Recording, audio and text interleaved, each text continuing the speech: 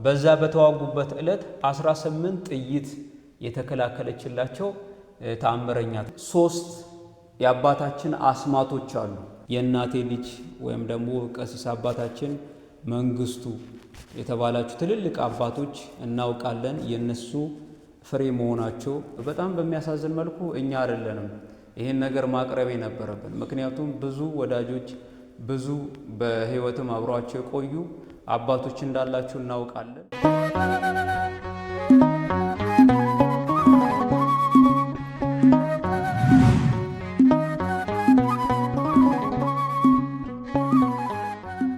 በስመ አብ ወወልድ ወመንፈስ ቅዱስ አሐዱ አምላክ አሜን። ክቡራን የአቡነ ሚዲያ ተከታታዮች እንደምንሰነበታችሁ። በዚህ ቻናችን ላይ ቃል በገባነው መሰረት በገድል ትሩፋታቸው ከፍ ያሉ በብዙ ጽድቅ ያሸበረቁ የተደነቁ በዓለም አባታችን ክቡር አቡነ ዲዮስቆሮስን የህይወታቸውን ዜና ተጋድሎ የሚናገር ቤተ መዘክራቸውን እንጎበኛለን። አሁን የምትመለከቱት ፊት ለፊታችን የእሳቸው ሐውልት ነው። ቀድሞ ከነበረበት አንጻር ከቤተ መቅደሱ አንጻር የነበረውን አሁን ደግሞ ወደዚህ ተለውጦ የመጣ ነው። ወደ ቤተ መዘክሩ እንገባለን። የብፁዕ አባታችን የአቡነ ዲዮስቆሮስ የህይወት ዜናቸውን መናገር እጅግ ያስፈልጋል። በዚሁ አጋጣሚ ከልደታቸው ጀምሮ በተወሰነ መልኩ ያለውን ሁኔታ አስቃኛቸዋለሁ። ብፁዕ አባታችን አቡነ ዲዮስቆሮስ ከመጋቢት 24 1911 ዓ.ም የተወለዱበት ቀን ነው። ዘመኑ ዘመነ ሉቃስ ነው። ዕለቱ ዕለተ ሐሙስ ነው። እንግዲህ የተወለዱት ክብርት እናታቸው ዘነበች የሺጌታ ይባላሉ። አባታቸው መምሬ ግዛው ዘዮሐንስ ይባላሉ። ከነዚህ ከተባረኩ ቤተሰብ ማህፀን የተገኙት በእቲሳ ልዩ ስሟ ቡልጋ ሸዋ ነው። ስለዚህ ከተወለዱ በኋላ ለትምህርት አካለ መጠናቸው ሲደርስ አባት እናታቸው ለትምህርት ያቆያቸዋል። አብነት ትምህርታቸውን ከተከታተሉ በኋላ ከግብፁ አባት ብፁዕ አቡነ ቄርሎስ ከሚባሉ ጳጳስ የድቁና ማዕረግን ወሰዱ ወይም ተቀብለዋል ማለት ነው። እንግዲህ ብፁዕ አባታችን 3 የአባታችን አስማቶች አሉ። እነዚህ 3ቱ አስማታቸው ምን ነበረ ካለን ያው እንደ ግልጽ ነው። እንደሚታወቀው አስማት ማለት ስማቸው ማለት ነው። 3 ስሞች ወጥቶላቸዋል። በእናት በአባታቸው ማንተጋፍቶ የሚል ስም ወጥቶላቸዋል። በቤተ ክርስቲያናቸው ደግሞ ወልደ ትንሣኤ ከአብራከ መንፈስ ቅዱስ ከማኅፀነ ዮርዳኖስ ሲወለዱ ስማቸው ወልደ ትንሣኤ ተብሏል። በጵጵስና በ1979 ዓ.ም ደግሞ ያገኙት አባ ዲዮስቆሮስ የሚል ስም ተሰይመዋል በቤተ ክርስቲያናቸው ማለት ነው። እስኪ ይህንን ነገር ጠቅለል አድርገን ለመመልከት እንሞክር። አባታችን አእምሯቸው ብሩህ ለቦ የከፈተላቸው መድኃኔ ዓለም ገና በትምህርት ቆይታቸው ነበረ ብዙ ነገርን ሲያሰናዱ የነበሩት። ልባቸው ብሩህ እንደሆነ በምን እናስተውላለን?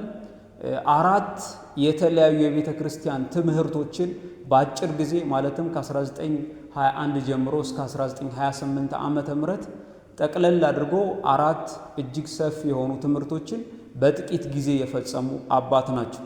የመጀመሪያው ጸዋትወ ዜማ ነው። ሁለተኛው ደግሞ ቅኔ ነው። ሶስተኛው ብሉይ ኪዳን ነው። አራተኛው አዲስ ኪዳን። በዚህ በአጭር ጊዜ ውስጥ ጠቅልለው ተምረዋል፣ አካተዋል፣ ሰተት አድርገዋል። ልብ በሉ። በዚህ ነገራቸው ብቻ የሚታወቁ አይደሉም። ጽኑ የሆነ የተግሃ ሌሊት ወይም ሌሊትና መዓልት ይጸልዩ የነበሩ አባት ናቸው። ከዚህም የተነሳ ከማያልቀው ልግስናው ከማይጓደለውም ቸርነቱ ይሄንን ዕውቀት ችሯቸዋል ማለት ነው። አሁን ወደዚህ የመፈወት ጸጋ ከመምጣታቸው አስቀድሞ ብጽዓት ለአምላካቸው የገቡበት ዘመን ነበር። ጌታ ሆይ ይህን ሀገር ወራሪ ሃይማኖት ሰባሪ በነጻነትን አባራሪ የሚመጣውን ይህንን መክተህ በሰላም በስምምነት በፈውስ በጤንነት ሀገር የምታቆይልኝ ከሆነ በነጭ ጥርሴ በጥቁር ራሴ ሳለል ከብእሲት ርቄ ንጽ ጠብቄ አንተን አገለግልሃለሁ ብለው ተስለዋል ማለት ነው። ከዚህ በኋላ ነው ስለታቸው ሰምሮ ሀገራችን በነጻነት ተምነሽነሻ ባለችበት ጊዜ የምንኩስና ቆብን በ1933 ዓመተ ምህረት በደብረ ሊባኖስ በዛ ገዳም ምንኩስናን ቀሚስን ለበሱ፣ ተቀበሉ ማለት ነው። ከዚህ በኋላ ከዛ መልስ እንግዲህ ብዙ ትምህርትን አካተዋል ወይም አስኳላውን ትምህርት ተምረዋል። እስከ 8ኛ ክፍል ዓለማዊ ትምህርትን በዘመናቸው የተቀበሉ አባት ናቸው። እጅግ ሌሎች ቋንቋዎችን ከ8 በላይ ቋንቋዎች እንደሚናገሩ ብዙ ድርሳናት በኋላ የምናሳያችሁ አትተዋል። እንደው በጣም አንድ ያስገረመኝ እንግሊዘኛ ያውቁ ነበር እና እንዴት ነው ያስኳላው ትምህርት ይሏቸዋል። ጉድ ነው አሉ እና ፈሊጥ ነበር። ያው ቅኔ ስለተማሩ ጉድ ነው ማለት በእንግሊዘኛ ያው ጉድ ማለት በአማርኛ ሲመለስ ጥሩ ማለት አይደል? ጥሩ ነው ለማለት ፈልገው እና በብዙ ፈሊጥ ትምህርታቸው የምናውቃቸው ናቸው። ከዚህ በኋላ ወደ ወሊሶ መች መጡ? ወደ ወሊሶ የመጡት በ1945 እና 46 ባለው ዓመተ ምህረት ነው። ወደዚህ ሀገር ሲመጡ የጨቦና የጉራጌ ሀገረ ስብከት ሊቃነ ካህናት ሆኖ ተሾመው ለማስተዳደር መጥተው ነበር። ልክ ሲመጡ ታምራቸው የጀመረው እንግዲህ በሊበን የቀድሞ ሊበን የሚባለው ትምህርት ቤት ያሁኑ ጎበና እየተባለ በስሙ የሚጠራው በዚህ አካባቢ ላይ መንገድ ትምህርት ቤቱ መንገድ ላይ ሲያልፉ አንዲት የአስኳላ መምህርን ክፉ መንፈስ አስጮኋት። በዛ ፈውሰ ጸጋቸው ታውቆ እያገለገሉ ሰንብተዋል። በወሊሶ የታወቁበት ነው እንጂ የምንኩስና ቀሚስም ሲያረጉ ይህንኑ ተግባራቸውን እየፈጸሙ ነበር። አሁን ልብ በሉ። በዚህ በብፁዕ አባታችን በአቡነ ዲዮስቆሮስ በሳቸው ዘመን ብዙ ገቢረ ተአምራት እግዚአብሔር በሳቸው ላይ አድሮ ፈጽመዋል። አሁን እስኪ አንዳንድ ነገሮችን እንመለከታለን። እንግዲህ ጸላኤ ሰናያት የበጎ ነገር ሁሉ ጠላት የሆነው ዲያብሎስ ነው። ሳይተኛ ሳያንቀላፋ ሕዝቡን የሚዋጋ እርሱ ነው። ስለዚህ እነሱም ነደው በርደው ወጥተው ወርደው ክረምት ከበጋ ቆላ ከደጋ ሳይሉ እግዚአብሔር አምላካችን ትግሃ ሌሊትና ትግሃ መዓልትን ሰጥቷቸው ሕዝቡን በብዙ በታማኝ እረኛ በመልካም በበጎ አጠባበቅ በመጠበቅ ሕዝቡንም ራሳቸውን ሲጠብቁ ሰንብተዋል። አሁን ወደ ፈውስ ጸጋቸው እና ወደ መጎብኘቱ ሂደት ከማለፋችን በፊት አባታችን ይህንን ነገር ሲፈጽሙ የነበረው በኃይለ እግዚአብሔር ነው፣ ግልጽ ነው፣ ይታወቃል። ነገር ግን የጵጵስናቸውና ጵጵስና የተቀበሉበት ዘመን ደግሞ ማስታወስ ያስፈልጋል። በ1979 ግንቦት 30 በ68 ዓመታቸው የጵጵስና ማዕረግን ከቅድስት ሥላሴ ቤተ ክርስቲያን አዲስ አበባ ከዛ በብፁዓን ሊቃነ ጳጳሳት ዘንድ ይህንን ተቀብለው ኖረዋል። እንግዲህ ወደ ኋላ እንመልሳችሁና በዚህ የረጅም ዘመን አገልግሎት ዘመናቸው ውስጥ የፈጸሙትን ገቢረ ተአምራት በተወሰነ መልኩ አስቃኛችኋለሁ። ወደ ጉብኝቱ እናልፋለን። እዚህ ጋር እንዳለ የምትመለከቷት ከጠላት ምርኮ የተማረኩ ብዙ አይነት ለጠላት ግብር ይፈጸምበት የነበረ ቁሳቁሶች ናቸው። እዚች ጋር እንደምትመለከቱት የተለያዩ ሲኒዎች አሉ፣ ጀበና አለ፣ ልዩ ልዩ አይነት ከቆዳና ከሌሎች ጌጣጌጦች የተሰሩ እዚህ ጋር እንደምትመለከቱት ነገሮች አሉ። ይሄ ለአምልኮ ሲጠቀሙት የነበረ በየድቤ ይመታበት በነበረ በጠንቋይ ቤት፣ በዛር ውላጅ ቤቶች፣ በልዩ ልዩ ስፍራ የሚጠቀሙበት ቁሳቁሶች ናቸው። ይሄ ድቤ የሚደበድቡበት፣ ይሄ የምትመለከቱት እንደ መሶብ ወርቅ የሚመስል አልባሳትም ጨሌዎችም አሉ። እዚች ጋር ደግሞ የምትመለከቱት ይሄ አንካሴ አለ። ጠንቋዮችና የዛር ውላጆች የሆኑ ሰዎች ይፈርዱበት የነበረ አንካሴ ነው እንደምትመለከቱት።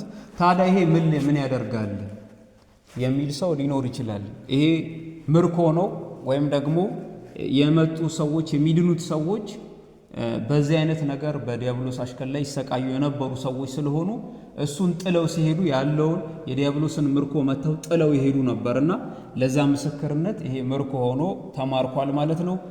እዚች ጋር እንደምትመለከቱት ክራንች የመጡ ሰዎች ክራንቻቸውን ጥለው ሲሄዱ እዚህ የተቀመጠ ነው። በብዙ አይነት መልኩ የተጻፉ ጽሕፈቶችን ደግሞ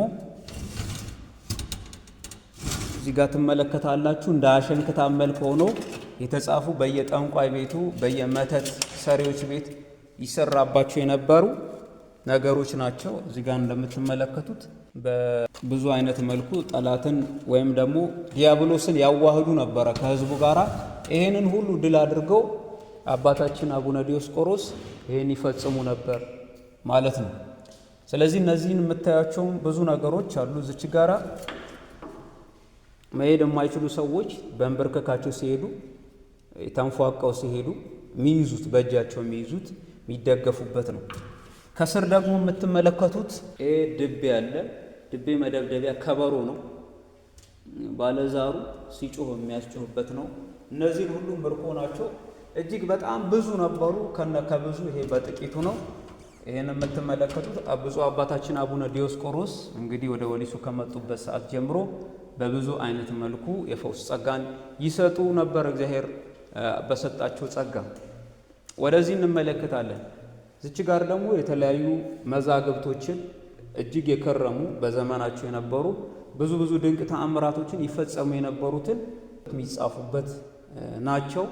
እነዚህ መጽሐፍቶች ከ27 የሚበልጡ መጽሐፍቶች ወይም ደግሞ በድርሳን መልኩ ወይም ደግሞ መወድሶችን የያዙ ልዩ ምስክርነቶችን የያዙ ተአምራቶችን የያዙ መጽሐፍት ናቸው።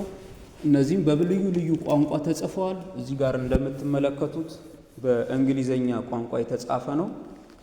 በ1970 ዓመተ ምህረት ጋር እንደምትመለከቱት በዚህ ዓመተ ምህረት የተጻፈ መጽሐፍ ነው። በብዙ አይነት ቋንቋዎች ይጻፋሉ።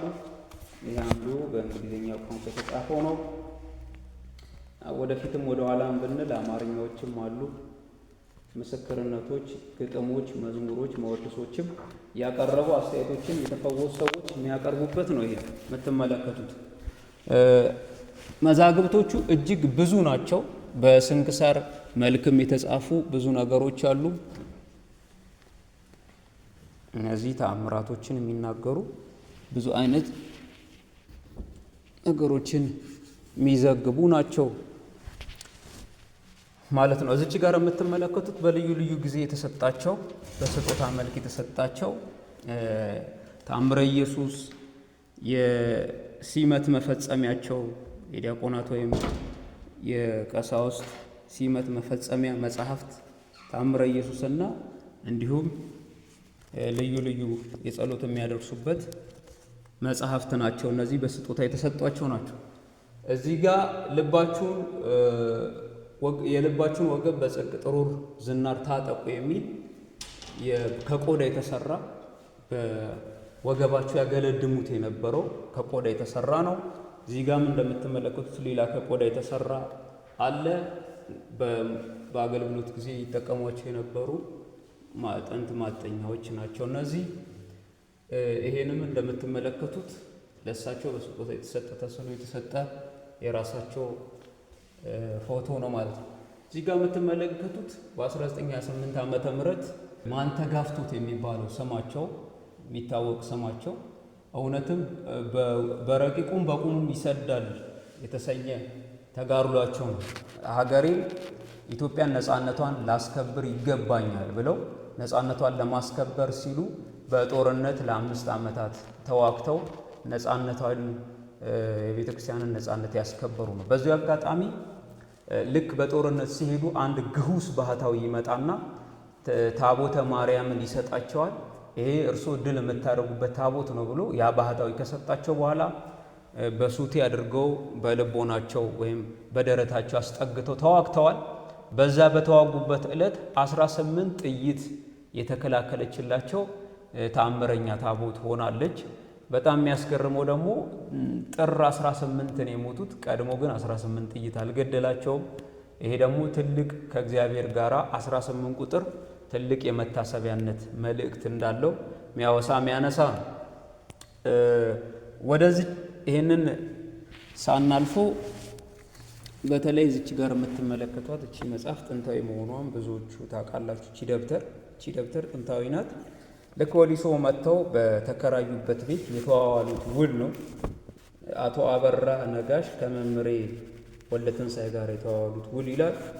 ይሄ ውል ደግሞ 20 ብር እንደተከራዩ የሚያመለክት ነው። ለዘመናት በቤት ኪራይ ውስጥ ይኖሩ ነበር። መንግስት ለህዝቡ ያላቸውን ጽኑ እረኝነት አይቶ መልካምነት አይቶ ይሄን አካባቢ እስኪሰጣቸው ድረስ በኪራይ ቤት ይኖሩ ነበር። እዚህ ጋር የምትመለከቱት ደግሞ የባንክ ቤት ደብተራቸው ወይም የሂሳብ ደብተራቸው ነው። በመፍቀሬ ነዳይ ገፋኤ ነዋይ ወይም ድሃን የሚወዱ ገንዘብን የሚጠሉ እውነተኛ መነኩሴ መሆናቸውን ያረጋገጠ ይሄ ቡኩ ጭምር ነው ማለት ነው። ምክንያቱም እነሱ ገንዘባቸውን ያሳርፉት ድሆች ላይ እንጂ ቡካቸው ላይ አልነበረም። ይሄ ደግሞ እውነተኛ እረኛ መልካም ኖላዊ ለመሆናቸው ማረጋገጫ ማስረገጫ ነው ማለት ነው። እነዚህ ትልልቅ መዝገቦች ከደብረ ሊባኖስ የመጡ የአቡነ ተክለ ሃይማኖት ገድል ሙሉ ለሙሉ የብራና የሆነውን ይሄ የምታዩት መጽሐፍ እሱ ነው ማለት ነው። ከዚህ በኋላ እንግዲህ የምንኩስና ቆባቸውን በደብረ ሊባኖስ በ1933 ዓመተ ምህረት የሰሌል ቆባቸውን እዚህ ጋር እንደምትመለከቱት የተቀበሉበት ነው። በገቡት ብጽዓት መሰረት ብጽዓት ገብተው ነበረ። በነጭ ጥርሴ በጥቁር ራሴ ሳልል አንተን ከብእሲት ርቄ ንጽህናዬን ጠብቄ አገለግልሃለሁ ባሉት መሰረት ደብረ ሊባኖስ ሄደው የተቀበሉ ጊዜ ምንኩስና የተቀበሉ ጊዜ ያደረጓት የሰሌል ቆብ ናት ማለት ነው። በየደረጃው በቁምስናቸው እስከ ጵጵስናቸው ድረስ ያደርጉት የነበረው እዚች ጋር የምንመለከታቸው ናቸው ማለት ነው። ከዛ በዘለለ እነዚህ ከአልባሳቱ ጋር የሚያደርጓቸው አይካኖች ናቸው። በልዩ መልኩ እዚች ጋር የምንመለከተው ብፁዕ አባታችንን አቡነ ዲዮስቆሮስ በብዙዎች ሽልማትን መወድስን ክብርን ከእግዚአብሔር በዘለለ ሰዎችም ሲያደርጉላቸው ሰንብተዋል። ይሄ እንደምትመለከቱት ከአፄ ኃይለ ሥላሴ ዘንድ የተበረከተላቸው ነው። ይሄ የተበረከተላቸው ከንጉሠ ነገሥት ከአፄ ኃይለ ሥላሴ መሆኑን እዚች ጋራ ይገልጻል። የተለያዩ 5 ሜዳሊያዎች በሽልማት ተሰጥቷቸዋል። ይሄ ብቻ አይደለም። አንድ መኪናም ያው ርኩሳን መናፍስት ልዩ ልዩ ስፍራ ሲሄዱ ከመኪና ጀምሮ ለመሳፈር ሲሄዱ ይንጫጩ ይጮሁ ስለነበረ ለእሳቸው ብቻ የሚሆን አንድ መኪናም እንደሸለሟቸው እና እስከ ዛሬም ድረስ ይቺ መኪና በዚሁ ሀገረ ስብከት ውስጥ እንዳለች ግልጽ ነው፣ ይታወቃል። ሌላው እዚች ጋር የምንመለከተው በልዩ ልዩ ጊዜ ያገለግሉበት የነበሩት አልባሳትና እዚች ጋር እንደምትመለከቱ በረከታቸው ይደርብንና የሚጠቀሙበት መቁጠሪያ ነው። የተለያዩ ነዋያትም የተለያዩ የጸሎት መጽሐፍቶችም እዚህ ውስጥ ይገኛሉ ማለት ነው።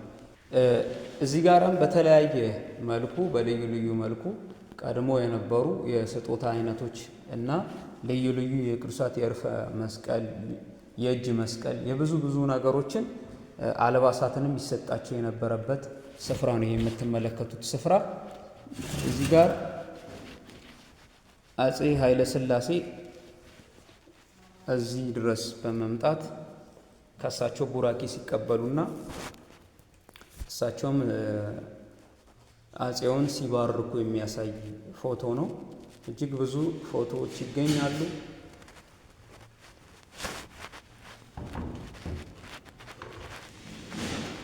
እዚህ ጋም የእጅ መስቀል፣ ልዩ ልዩ መስቀሎች በስጦታ መልክ የተሰጧቸው መስቀሎች ናቸው ማለት ነው።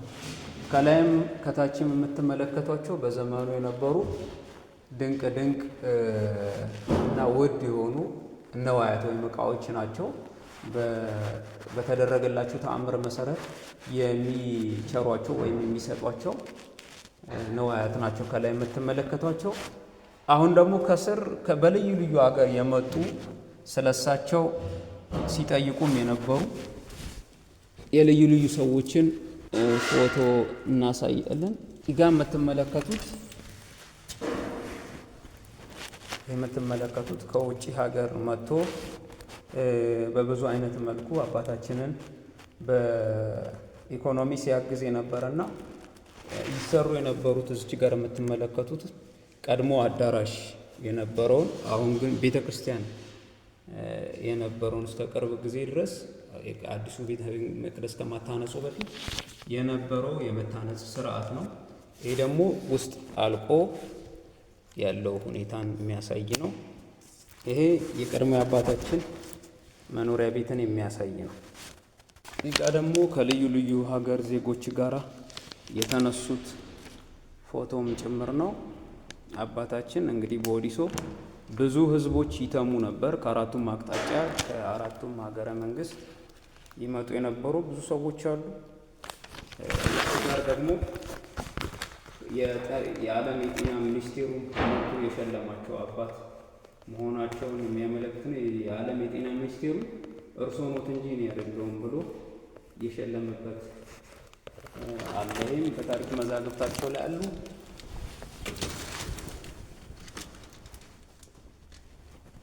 እነዚህ አልባሳት ብፁዕ ወቅዱስ አቡነ ዲዮስቆሮስ የወዲሶ የደቡብ ምዕራብ ሸዋ ሀገረ ስብከት ሊቀ ጳጳስ ይህ ቤተ መዘክር በተመረቀ ሰዓት መጥተው በመመረቅና ይህንን ስጦታ በመስጠት ለእሳቸው ያላቸውን ፍቅርና ክብር ያሳዩበት ነው። ወደ መጨረሻው የሚገኘውን ይሄ የአልባሳትን ነገር የሚናገርበት ክፍል ነው። እንግዲህ እንደሚታወቀው አባታችን ኢየሩሳሌም ሀገር ሄደው መጥተዋል። ከዛም 2 የወይራ ዛፍ ይዘው እንደመጡ ይታወቃል። አሁን በኋላ የምንመለከተው ይሆናል። እዛ በሄዱበት የተቀበሉት የኛው መቁጠሪያ እንደሆነ አባቶቻችን ያነሳሉ። በአንድ ብር ደርሷቸው ሎተሪ እዛ ሄደው ይሄንን የፈጸሙበት ወይም ደግሞ መቁጠሪያን ይዘው የመጡበት የጵጵስናና በልዩ ልዩ ጊዜ ይለብሷቸው የነበሩ አልባሳት ናቸው ማለት ነው እነዚህ። ስለዚህ ይሄንን ይመስላል። ከብፁዕ አባታችን ከአቡነ ዲዮስቆሮስ የምንማራቸው በርካታ ትምህርቶች አሉ። ብፁዕ አባታችን አቡነ ዲዮስቆሮስ ለሀገር ያበረከቱት ለቤተ ክርስቲያንም ያበረከቱት ቁጥሩና ተሰፍሮ የማያልቅ ብዙ ወሮታ አለ። ነገር ግን በትውልዱ በጣም እየተዘነጋ ያለበት ሁኔታ ነው ያለው። በጣም በሚያሳዝን መልኩ እኛ አይደለንም ይህን ነገር ማቅረብ የነበረብን። ምክንያቱም ብዙ ወዳጆች ብዙ በሕይወትም አብሯቸው የቆዩ አባቶች እንዳላችሁ እናውቃለን። በእኛ በደካሞቹ ብርቱ የሆኑ አባት፣ በእኛ በትንሾቹ ትልቅ የሆኑ አባት መወሳትና መነሳት አልነበረባችሁም እና እባካችሁም በየሀገሩ ያላችሁ የእሳቸው ወዳጆች ሆይ በዓላቸውን በጣም በሚያስገርም መልኩ በሰንበት ትምህርት ቤቱ ብቻ ታስቦ ወይም ደግሞ ደብሩ ላይ ባሉት አባቶችና ካህናት ብቻ ታስቦ ማለፍ የለበትም። በየዓለሙ ያላችሁ የብፁዕ አባታችን የአቡነ ዲዮስቆሮስ ወዳጆች ከልብና ከፍቅር የመነጨ ልመና በሚመስል መልኩ እንጠይቃቸዋለን። ቤታቸውን የበረከት ቤት ነው፣ ስፍራውም የበረከት ስፍራ ነውና አሁንም ድረስ ጸጋቸውና የፈውስ ረድኤታቸው ያልተለየው ቤት ነውና መጥታችሁ በዚህ ቤት በጎ የሆነውን ነገር ተጠቀሙ፣ ምስክርነታችሁንም አቅርቡ ለማለት እንወዳለን። እጅግ ትልልቅ አባቶች እንዳላችሁ እናውቃለን። እንደ አባታችን መምሬ ታዬ የመሰላችሁ አባቶች፣ የእናቴ ልጅ ወይም ደግሞ ቀሲስ አባታችን መንግስቱ የተባላችሁ ትልልቅ አባቶች እናውቃለን። የነሱ ፍሬ መሆናቸው ሊቀ መዘምራን ኪነ ጥበብም የእሳቸው ፍሬ እንደሆኑ እናውቃለን። ብዙዎቹ ለስፍር የሚታክቱ ለቁጥርም የሚቸግሩ ብዙ በእሳቸው ረድኤት ስር ያለፋችሁ እግዚአብሔር ጸጋውን በሰጣቸው በእነዚህ አባት ስር ያለፋችሁ ሁሉ የእነዚህን አባት መታሰቢያቸውን ተረስቶ ማለፍ የለበትም። እንኳን በዚሁ አጋጣሚ ለበዓላቸው አደረሰን። እስኪ ከአባታችን የምንማረውን 4ቱን ጉዳዮች እናንሳ። ለሀገር ባለውለታ ናቸው። እንደምታውቁት ነፃነቷን መጠበቅ አለባት ብለው ወጥተው ወርደው ነደው በርደው በብዙ ተጋድሎ እንደ ማንኛውም ኢትዮጵያዊ አራሽም ተኳሽም ቀዳሽም ሆነው ለሀገር ነፃነት ተዋግተዋል። ስለዚህ የሀገር ባለውለታ ናቸው ማለት ነው። ይሄ ብቻ አይደለም፣ በብዙ አይነት መሰረተ ልማት ውስጥ ተሳትፈዋል አባታችን አቡነ ዲዮስቆሮስ። ይህንንም በመረዳት በዘመኑ የነበሩ መንግስታት ብዙ አይነት ቦታዎችን ብዙ አይነት ስፍራዎችን ለልማት ሲሰጧቸው ሰንብተዋል። ለአብነትም አሁን ገረሱ ዱኪ ደጃዝማች ገረሱ ዱኪ የሚባለውን ስፍራ ሙሉ እሳቸው ያለሙትና የልማት ስፍራ ያደረጉት እንደነበረ ፀሐይ ያወቀው አገር ያወቀው ፀሐይ የሞቀው ጉዳይ ነው። ስለዚህ በዚሁ አጋጣሚ የልማት አርበኛ ነበሩ ለሀገር በፈጸሙት ጉዳይ ማለት ነው። ይሄ ብቻ አይደለም። በመንፈሳዊው ዓለም ብንመጣ ማዕረጋትን የጠቀለሉ ከድቁና እስከ ጵጵስና የደረሱ ቤተ ክርስቲያን የምትፈልገውን አገልግሎት የሰጡ ናቸው። ከዚህም ባለፈ ሁሩ ወመሃሩ ከማለት በተጨማሪ አስተምሩ ከማለትም በተጨማሪ አንዳንድ መምህራን ላይ የታጣባቸው እነሱ ጋር ግን የተገኘባቸውን ድንቅ ነገርን አይተናል። አስተምሩ ብቻ ሳይሆን ድውያን ፈውሱ፣ እለ ለምጻም አንጽኡ፣ ሙታን አንሥኡ እስከመባል ድረስ የተሰጠውን ማዕረግ የአባቶችን የጌታን ቃል የፈጸሙ እውነተኛ አባት ናቸው አቡነ ዲዮስቆሮስ። ስለዚህ ለቤተ ክርስቲያን የመንግስት የሰጣቸውን ነገር ሙሉ ለሙሉ አሳልፈው ሰጡ፣ ራሳቸውንም ሰጡ። ስለዚህ እነዚህን አባት መዘከርና ማሰብ ለትውልዱ እጅግ በጣም አስፈላጊ ነው። ይሄ ብቻ አይደለም። ገፋኤ ነዋይ መፍቀሬ ነዳይ ነበሩ ስንል በምክንያት ነው። ምክንያቱም ከስራቸው የነበሩ ከ350 በላይ የሆኑ አሳዳጊ የሌላቸው ሕፃናትን ቅቡል በመቀበል ለነዚህ ሁሉ የዕለት ሲሳያቸው ምግባቸውን የዓመት ልብሳቸውን እያሟሉ በብዙ አይነት ትምህርት እያስተማሩ ለቁብ ነገር ለወገ ለማድረግ አብቅተዋል። ይሄ ሁሉ ልጆቻቸው የት ነው ያላችሁት በእውነት? ስለዚህ ተሰብስበን የአባታችንን መታሰቢያ እጅግ በደንብ አድርገን ልናከብር ይገባል እንላለን። በተለይ በስማቸው የተጠሩ ብዙ ልጆች አሉ። በተለይ ባሮክ ወልደ ትንሣኤ፣ ሌሎችም ልጆቻቸው እነ ሙሴ ወልደ ትንሣኤ በስማቸው ሙሉ ለሙሉ የምትጠሩም አላችሁና ይህን የአባቶቻችንን ክብርና ፍቅር ከልቦናችን ሳይባረድ ሞቅ ደመቅ ሸብረቅ አድርገን ልናነሳው ወይም ደግሞ ከፍ ልናድርገው ይገባል ማለት ነው። ቅዱስ መጽሐፍ እንዲህ አለ፣ ተዘከሩ መኳንንቲክሙ ዘነገሩ ክሙ ቃለ እግዚአብሔር። ዕብራውያን 13 ቁጥር 7 ላይ የእግዚአብሔርን ቃል የነገሯቸውን ዋኖቻቸውን አስቡ ይላል። ካላሰብን የመጽሐፍ ቃልን ዘለል ብለነዋል ማለት ነው።